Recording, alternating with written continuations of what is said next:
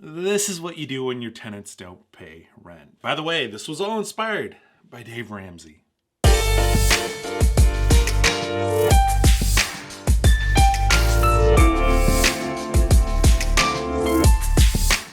Welcome back, my name is AlexBeltran. I talk real estate, and this video by Dave Ramsey popped up on my YouTube video feed, and I couldn't stop laughing. One thing I know for sure is if you tell me the renters are going to pay the payments for you, that tells me you've never managed rental property. You are a novice at best, an idiot at worst, which indicates a lack of experience or knowledge of how rental property really works. And to be clear, Dave is the guy who says pay all cash everything.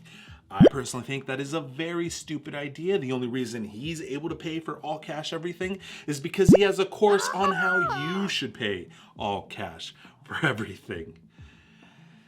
Oh boy, it's the simplest of ideas that make the most amount of money. I'm not judging, I'm just pointing out the facts. What bothers me the most is Dave's arrogance on the subject. Our entire economic system is built on paying money for goods and services. If you want the perfect explanation, watch Ray Dalio's video. Though the economy might seem complex, it works in a simple, mechanical way. It just baffles me that Dave Ramsey, a finance coach, doesn't grasp this concept. His new slogan should be, just be rich, because it implies that there is no hope for the poor, and that is just an idiotic perspective. What does Dave Ramsey do? Does he buy real estate and leaves it completely vacant because tenants are gonna pay for it anyway? I mean, wait until he finds out that tenants sometimes break stuff too, because, you know, they live in it. It's called wear and tear. It's part of the due diligence. Look, don't listen to anything Dave Ramsey says on that particular video. It is literally the dumbest take in the history of ever on real estate. Yes, sometimes tenants don't pay their rent. Life happens. Sometimes they lose their jobs, sometimes a family member passes away, sometimes the money that they're expecting is delayed, or, you know, their dog eats it. It's called life. If there's anything we can expect humans to do, is to be human. You can't let that prevent you from buying and renting out real estate. The real question that should have come out of this is, what happens if your tenant doesn't pay? Or even better, how do you mitigate the possibility of your tenant not paying?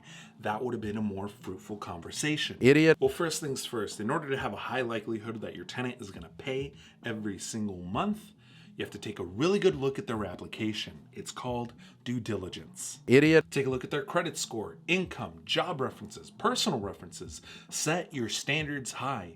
You'd be amazed how effectively people self-filter. This doesn't mean that your standards are set in stone. I have a tenant that didn't have a credit score. He is a student from India that came to the major university to study dentistry. He is my tenant to this day, and he's never missed a payment. This is gonna take a lot of work on your end. A clean, up-to-date home, it doesn't have to be luxury. I'm not saying to add Italian marble and gold toilet seats.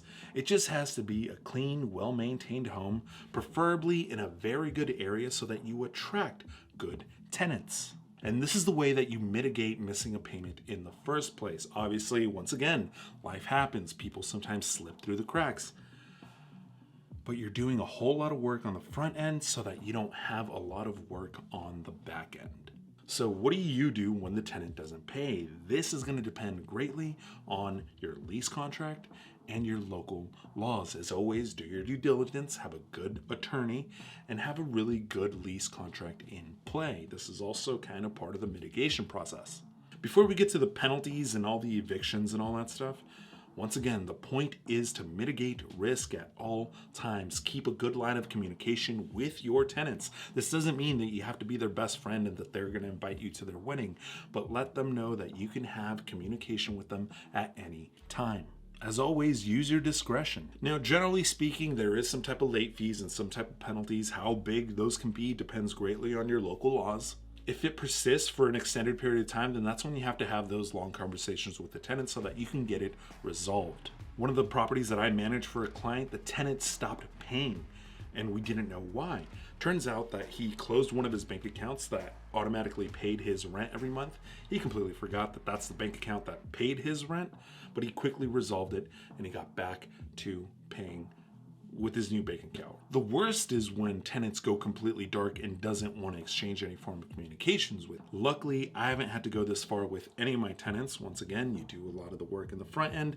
It makes the back end a whole lot easier. Once again, not completely foolproof, but it helps a lot. I'm trying to reiterate the fact that mitigating on the front end and makes everything a whole lot easier on the back end.